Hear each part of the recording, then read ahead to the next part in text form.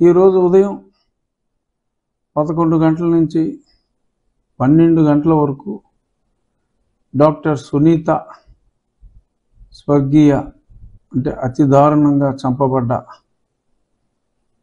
YS Vivekananda Reddy గారి ఏకైక కుమార్తె తను ఢిల్లీలో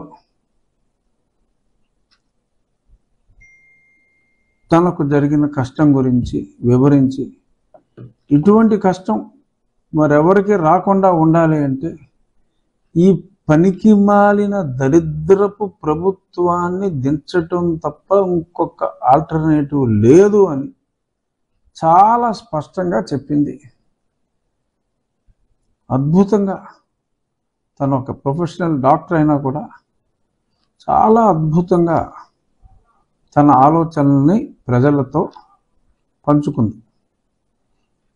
విలువలు, విశ్వసనీయత, మాట తప్పను మడమ తిప్పను, నా అక్క చెల్లెమ్మలు, ఇవన్నీ ఉత్తి మాటలేనా, నీటి మూటలేనా అని తను తన సోకాల్డ్ సహోదరుణ్ణి ప్రశ్నించింది. ఎందుకు ఇటువంటి మాటలు, చెప్పేదొకటి చేసేదొకట అని చెప్పి తను ప్రశ్నించిన తీరు అత్యంత ముదావహం. ఆ మాటల్లో బాధ, కోపం, నిస్సహాయత కూడా కనపడింది. నిస్సహాయత అని ఎందుకు అంటున్నానంటే, నా ప్రయత్నం నేను చేస్తున్నా, మరెవరికి ఇలా జరగకూడదని. డాక్టర్ సుధాకర్ని కొట్టి చచ్చేలా చేశారు. Nobody to question. ఇంకొక అతని డ్రైవర్ సుబ్రహ్మణ్యాన్ని పార్సిల్ చేసి పంపేశారు. Nobody to question. ఇలా ఎన్నో దుర్ఘటనల గురించి తను చెప్పి ఆఖరికి నా తండ్రిని, అతని సొంత చిన్నాన్నని కూడా నిర్దాక్షిణ్యంగా చంపితే ఇప్పటి వరకు 5 సంవత్సరాలు అయింది. ఎలక్షన్కి అయితే ఉపయోగపడింది జగన్మోహన్ రెడ్డికి. బట్ ఇంకా మళ్ళీ ఎలక్షన్లు వస్తున్నాయి, తేలలేదు. ఎందుకంటే ఈలోపే తేలిందంటే అతను తేలిపోతాడు కనుక తేలలేదు అనే ఆమె భావన అన్నట్టుగా స్పష్టమైంది. చాలా ఆ హత్య ఎంత దారుణంగా జరిగింది, ఇవన్నీ మనం ఎన్నోసార్లు మాట్లాడుకున్నాం. హత్య జరిగిన తర్వాత అంటే తను ఇంగ్లీష్లో చెప్పింది కాబట్టి నేను ఆమె చెప్పిందే నాకు తెలిసిన మరిన్ని వివరాలు జోడించి చెప్తున్నా. హత్య జరిగిన తర్వాత ఎవరో కూడా అనుమానించరు, నిజంగానే ఎవరో గిట్టని వాళ్ళే అంటే సొంత వాళ్ళ మీద అనుమానం రాలా. తను కూడా అలా అనుకుంది. మరి ఆ తర్వాత ముందుగా కంగారు పడి జగన్మోహన్ రెడ్డి సిబిఐకి అప్పచెప్పాలి అని చెప్పి ఎలక్షన్ ముందు సిబిఐకి అప్పచెప్తే వాళ్ళు ఏమైనా చిటిక్కుమని ఈలోపు స్టేట్ వాళ్ళు ఉంటే కనుక తక్కువని ఏమైనా కేసు పెడితే దెబ్బైపోతారని సిబిఐ అని గొడవ చేసి, అంటే సిబిఐకి వెళ్ళాలంటే టైం పడుతుంది కదా, ఈలోపు ఎలక్షన్ అయిపోతుంది కదా, అందుకని టైమింగ్ చూసి వేసేసినట్టుగా మనకు అర్థమవుతుంది. సో ఇప్పుడు సిబిఐ అన్నారు. తర్వాత ఆయన వచ్చిన తర్వాత సిబిఐ అక్కర్లేదనుకున్నారు, మేమే ఇన్వెస్టిగేట్ చేస్తామని. ఎవరికైనా అన్యాయం జరిగితే నెల రోజుల్లో దిశ చట్టాలని చెప్పారు కదా, కానీ ఈ కేసు మటుకు నడవదు. సరే చూసి సునీత ఇంకా నేను సిబిఐకి నేనే అడుగుతానని చెప్పి సిబిఐ విచారణ అడగటానికి రెడీ అయితే, మరి వైవి సుబ్బారెడ్డి, సజ్జల ఇలాంటి కొద్దిమంది రెడ్డి నాయకులు, పాలిగాళ్ళు బేసిక్గా, ఎందుకమ్మా ఇలాగా సిబిఐకి వెళ్ళటం అని అన్నప్పుడు అమ్మాయికి అనుమానం వచ్చింది. కొంపతీసి ఇల్లు వేసేసారంటారా అని. సరే అనుమానాన్ని బయట పెట్టలేదు.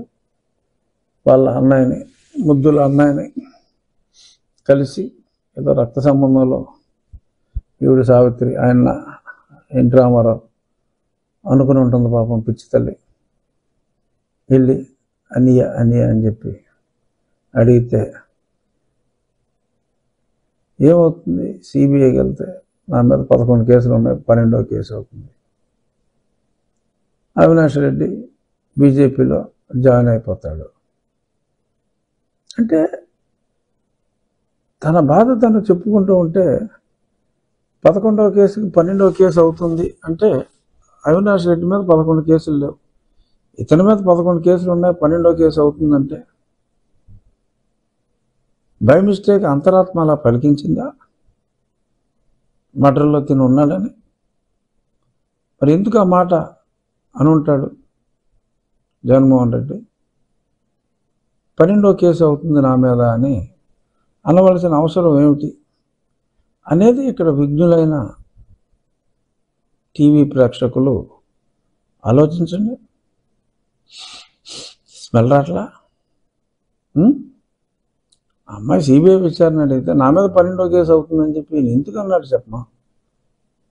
Please think, point to be noted, note చేయండి.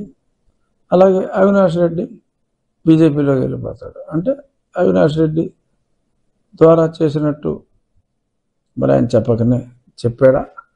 మరి ఇలా అన్న తర్వాత మరి డాక్టర్ సునీతకు అనుమానం ఎక్కువైంది, కానీ బయటపడలేదు. తను పోరాడింది. సిబిఐ విచారణకి హైకోర్టు ఆదేశించింది. జగన్మోహన్ రెడ్డి గారి అభిష్టానికి విరుద్ధంగా మరి వాళ్ళు ఎంక్వైరీ మొదలుపెట్టారు. ఆ తర్వాత మరి ఒక షేప్కి వచ్చింది.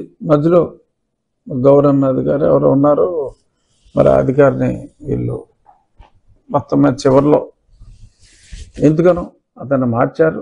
రామ్ సింగ్కి బాధ్యతలన్నీ అప్పచెప్పిన తర్వాత కేసు కాస్త అశ్వవేగంతో పరిగెడుతూ ఉంటే వీళ్ళు ఏదో కుబసాలు కదిలీలా ఉన్నాయని చెప్పి ముందు ఏదో క్యాష్తో మేనేజ్ చేయాలని చూశారట. అఫ్కోర్స్ ఈ విషయం ఆ అమ్మాయి ఇప్పుడు చెప్పలేదు, నాకు తెలుసు. సో బట్ మొత్తం మీద పని జరగల. ఎప్పుడైతే కేసు స్పీడ్గా ముందుకెళ్తే మరి పైదాకా వస్తుందనుకున్నారో ఏమో, రివర్స్ కేసులు మొదలుపెట్టారు సిబిఐ మీదే. వామ్మో నన్ను తిట్టేస్తున్నాడు, నా మీద ప్రెషర్ పెడుతున్నాడు, ఈయన నన్ను కొట్టేస్తున్నాడు, ఇలా సాక్ష్యం చెప్పమన్నాడు, అది ఇది అని చెప్పి వాళ్ళు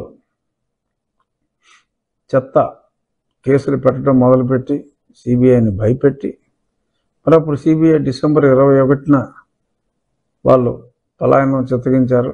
జనవరి 22 వరకు వాళ్ళు పలాయనం చిత్తగించారు. ఆ తర్వాత రియల్ ఇన్వెస్టిగేషన్ మొదలైంది. మళ్ళీ పట్టు వదలని లేడీ విక్రమార్క సునీత సుప్రీంకోర్టుకు వచ్చి ఇది జరిగింది, ఇలా జరుగుతుంది, ఇంకెక్కడైతే ఎవడో ఇన్వెస్టిగేషన్ చేయలేడు, సిబిఐని ఇలా బెదిరించేస్తే ఇంకేం చేయగలరు అంటే హైదరాబాద్కి మార్చమని అడిగితే వాళ్ళు హైదరాబాద్కి మార్చి ఆ తర్వాత మళ్ళీ వేగం పుంజుకుంది. మరి ఆ వేగం పుంజుకున్న తర్వాత భాస్కర్ రెడ్డి వైఎస్ తను అరెస్ట్ చేయడం అయింది. అవినాష్ రెడ్డి పేరు కూడా చేర్చడం అయింది. కానీ సేమ్ అభియోగం భాస్కర్ రెడ్డి మీద, అవినాష్ రెడ్డి మీద. బట్ భాస్కర్ రెడ్డిని అరెస్ట్ చేసి మొత్తం ఒక రకమైన క్రియేటర్ అయిన శివశంకర్ రెడ్డిని అరెస్ట్ చేసి, సరే దస్తగిరి మొత్తం అంతా చెప్పేశాడు. దస్తగిరి వాళ్ళు చెప్పిన దానికి పర్ఫెక్ట్గా వాళ్ళ గూగుల్ టేక్అవుట్కి మ్యాచ్ అయింది కాబట్టి వాళ్ళని లోపలేశారు. ఈ అవినాష్ రెడ్డిని మటుకు చాలా వలప యుద్ధం అంటారు కదా, అలాంటి యుద్ధం జరిగింది. సిబిఐకి అవినాష్ రెడ్డికి మధ్యన వలప యుద్ధం జరిగింది. అఫ్కోర్స్ సునీత వలప యుద్ధం అని పేరు చెప్పలేదు, కానీ ఆవిడ చెప్పిన విధానానికి నేను పెట్టుకున్న పేరు వలప యుద్ధం. మరి అది వలపీర్థం జరిగింది. అతను కడపలో ఉంటే కడప ఎస్పీ కష్టం అన్నాడని వాళ్ళ మదర్కి అనారోగ్యం తెప్పించి, అంటే అలా టెంపరీగా అనారోగ్యం నటించి హైదరాబాద్లో పెద్ద హాస్పిటల్ ఉంటే ఈలోపే ఎమర్జెన్సీ వచ్చింది, హైదరాబాద్ దాకా కూడా బతికే పరిస్థితి లేదని కర్నూలులో ఒక చిన్న హాస్పిటల్లో పెట్టి, హాస్పిటల్కి ఎవరిని రానివ్వకుండా పెట్టి, ఇంతోటి సిబిఐ యోధానుయోధుల్ని అరెస్ట్ చేసింది. మరి ఇక్కడ సాక్షాత్తు జగన్మోహన్ రెడ్డిని అరెస్ట్ చేయగలిగింది లక్ష్మీనారాయణ గారు. కానీ ఇక్కడ వాళ్ళు సహాయం కోసం అప్పటి కర్నూలు ఎస్పీని అభ్యర్థిస్తే, అమ్మో ఈయన అసలు పెద్ద నాయకుడు, ఇలాంటి నాయకుడిని పట్టుకుంటే అసలు లా అండ్ ఆర్డర్ రాష్ట్రం అంతా మంటల్లోకి వెళ్ళిపోతుందని చెప్పి వాళ్ళు రిపోర్ట్ ఇవ్వటం, వీళ్ళు గట్లనే అని చెప్పి హైకోర్టు స్టే ఇచ్చేదాకా వాళ్ళు అక్కడే పులిందులు లాలీళ్ళు ఆ కర్నూలులో కాపలా కాయటం, ఎవరో చూడటానికి వీల్లేదంటాం, కొంతమంది నటీమణులు వెళ్ళి ఆవిడని పరామర్శించటం, వామ్మో ఎంత సీరియస్గా ఉందో బాబో అని చెప్పి వాళ్ళు చెప్పటం, ఈ డ్రామా ప్రశ్నలన్నీ నడిచినాయి. తర్వాత ఎప్పుడైతే బెయిల్ వచ్చిందో ఆవిడ లేచి వెళ్ళిపోయింది వాళ్ళ ఇంటికి. ఈయన సేఫ్ అయిపోయాడు, బెయిల్ ఇచ్చింది కోర్టు అని తను సునీత చెప్పడం జరిగింది. ఇది ఆవిడ చెప్పిందే నేను చెప్తున్నా, ఆవిడ ఇంగ్లీష్లో చెప్పిందని నేను కొంచెం విశదీకరించి చెప్తున్నా.